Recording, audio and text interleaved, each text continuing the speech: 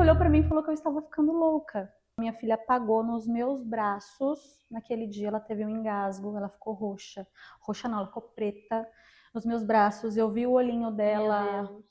Fui eu lá, toda mãe de primeira viagem, né? Sem conhecer muito, sem entender muito. Cheguei na pediatra e falei assim: olha, a minha filha ela tá um pouco estranha, né? Apesar de eu não ter tanto contato com crianças, ela está com os tremores que, enfim, achei estranho.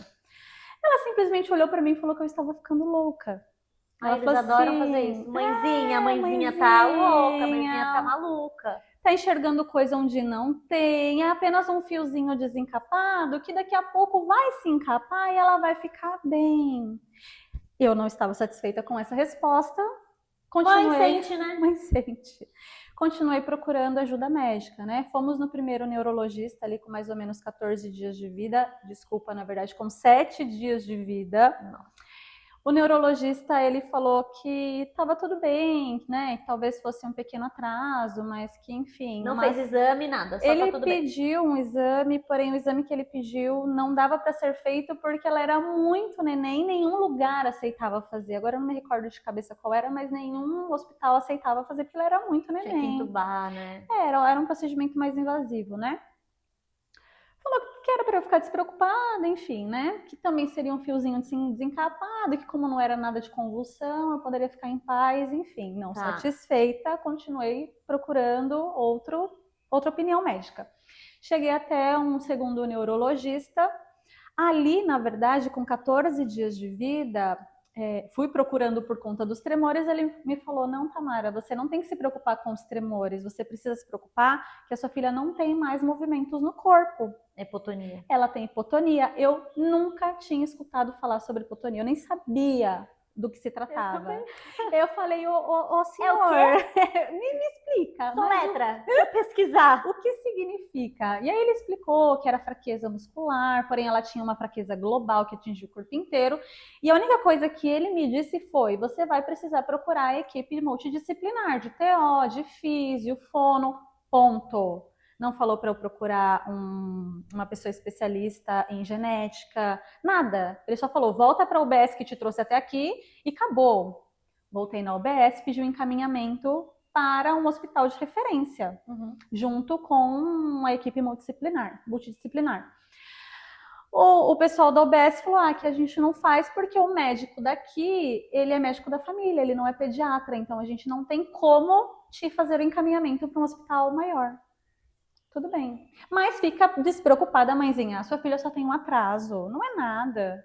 E ali a Ayla já tinha uma respiração um pouco mais ofegante. E sobrecarregava o coração. O né? pulmãozinho dela, O na pulmão e o verdade. coração acaba que. E aí eles simplesmente falavam, não, é normal, criança respira assim mesmo. Não, tudo que eu escutava dos médicos era, é normal, ela vai se desenvolver, ela vai ficar melhor, fique em paz, tá tudo bem. Mas seu coração dizia que não, né? Meu coração e minha mãe. Minha mãe falava, filha, minha mãe também é professora, né? Então ela, filha, eu acompanho o desenvolvimento das crianças, não é assim, não tá normal, não tá legal, procura outro profissional, vamos atrás. Continuei indo atrás. Fui atrás de uma pediatra essa que me pediu alguns exames, a gente começou a fazer esses exames. No último dia, antes de eu descobrir ali, antes de eu estar próxima a descobrir o diagnóstico, ela me falou assim, Tamara, já pesquisei tudo que tinha para pesquisar, sua filha praticamente não tem nada do que a gente imaginou que pudesse ter, vamos para um geneticista. Aí eu falei, Até que ok. Eu falei, ok, até que enfim, bora lá. Só que antes disso, ela pediu para que eu fosse atrás de qualquer hospital grande, batesse na porta, falasse, olha, eu sei que eles não vão te atender, mas não custa tentar. Vai, fala que sua filha não tá bem, dá um jeito, questiona, pede ajuda.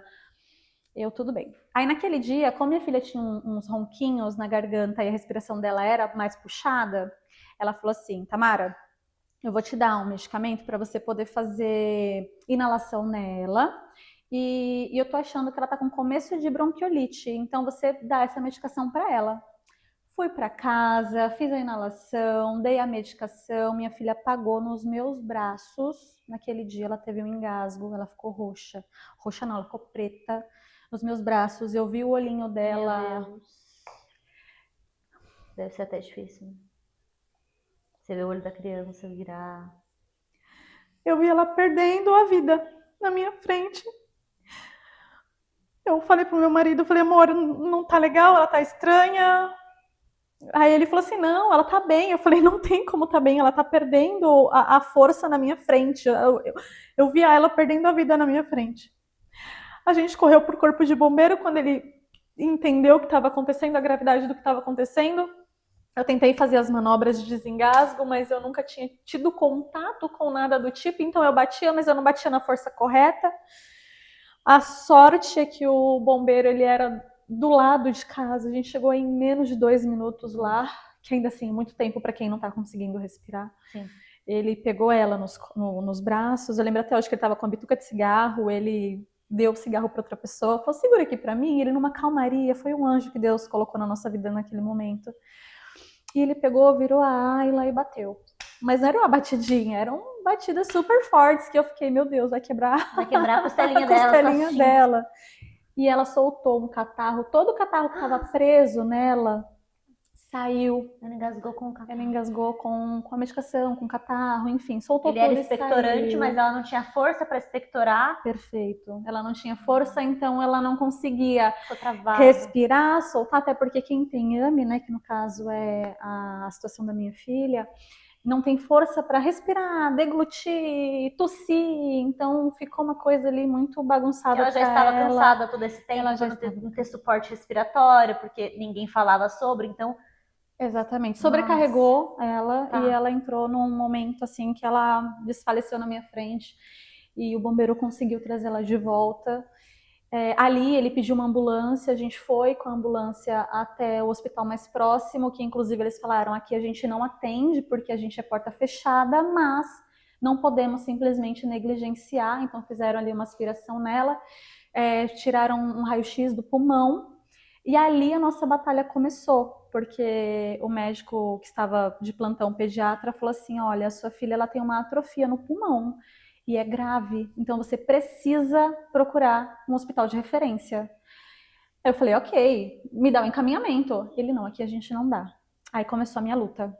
Voltei no posto, não me Mas deram... aí liberaram você para casa? Liberaram a gente para casa. Não fizeram cross, né? Que chama para ir não fizeram cross, não liberaram cross pra gente, a gente pediu cross, a gente ficou meio que de um dia para o outro em observação, a gente pediu, solicitou o cross, eles não quiseram liberar, falaram que não podia fazer. Mas ela tinha convênio?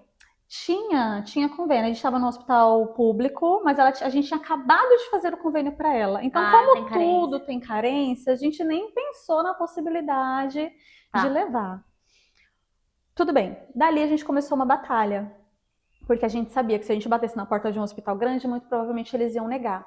Então a gente procurou médico particular, procurou BS, procurou tudo o que você pode imaginar. Até que minha mãe pegou e falou assim, filha, vamos lá no HC, vamos bater na porta deles? Ou não, a gente já tem, vamos tentar buscar um sim? A gente precisa entender, porque a gente ainda não sabia o que era. A gente precisa saber o que está acontecendo.